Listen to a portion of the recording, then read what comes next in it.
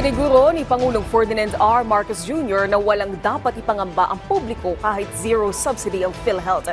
Tiniyak din ng Pangulo na prioridad sa pagtitibay ng 2025 national budget ang kapakanan ng mga Pilipino. Ang detalye sa balitang pambansa ni Kenneth Pasyente ng PTV Manila.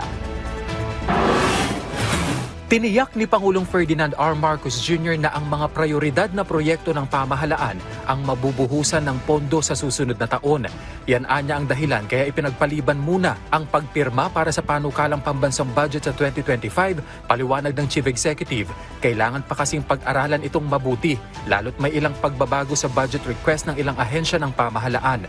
At dahil lusot na ang panukala sa Kongreso, tanging ang veto power ng Chief Executive na lang ang maaaring gamitin para makontrol ang spending program ng bansa para sa taong 2025. I want to be very sure that the budget for 2025 is directed at the important projects that we have prioritized, number one. And secondly, that there is a stronger safeguards on the spending for the different projects. Ipinunto pa niya na kailangan maging maingat ang pamahalaan kung aling mga proyekto at programa ang kailangang iprioridad para matiyak na mapakikinabangan ito ng mga Pilipino nang hindi naman lumalaki ang utang ng bansa. We are starting to see some project proposals that do not have the appropriate program of work, hindi walang appropriate na documentation, hindi maliwanag kung ano saan pupunta ang pera. Kaya yun ang liliwanagin natin. Maging maliwanag. Hindi naman, it's not as if that we have, hindi naman tayo nagkaroon ng napakalaking budget, napakalaking budget na savings. Hindi nga eh, kulang-kulang eh. Kaya kailangan maingat tayo kasi yung ginagastos dyan, hindi naman karamihan, pero meron dyan, utang yan. Kaya kailangan mapunta sa tama para mabayaran natin yung utang. May bawi naman tayo dun sa ginastos natin, dun sa inutang natin.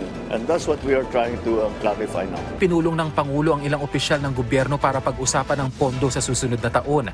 Ayon sa PCO, magkakaroon pa ng serye ng pulong ang Pangulo ukol dito bago tuluyang mapirmahan ang 2025 budget na ayon sa punong ehekutibo ay mapipirmahan bago matapos ang taon.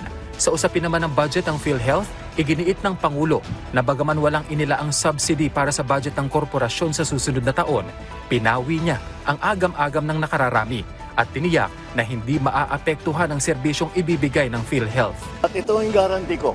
Napakasimple lang ang guarantee ko. Kahit may subsidy, kahit walang subsidy, kahit anong contribution, all of these issues, hindi mababawasan ang serbisyo ng PhilHealth. Hindi mababawasan ang bayad ng PhilHealth sa insurance claim. In fact, baliktad, padadamihin pa namin ang serbisyong ibibigay ng PhilHealth, palalakihin pa namin ang pagbayad sa insurance claims.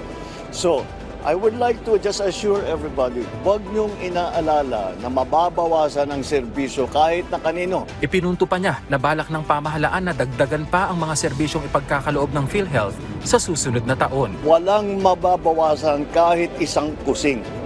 Quite the opposite. Dadagdagan natin yan in 2025, mas dadami pa. Ang magiging serbisyo na ibinibigay ng PhilHealth, mas lalaki pa ang magiging payment na ibibigay sa insurance claim. Kaya huwag po kayong mag-aalala, walang mawawala sa serbisyo ng PhilHealth. Mas pinapaganda pa nga namin ang pagpatakbo ng PhilHealth para mas marami pang maibibigay sa taong bayan. Mula PTV, Kenneth Pasyente, Balitang Pambansa.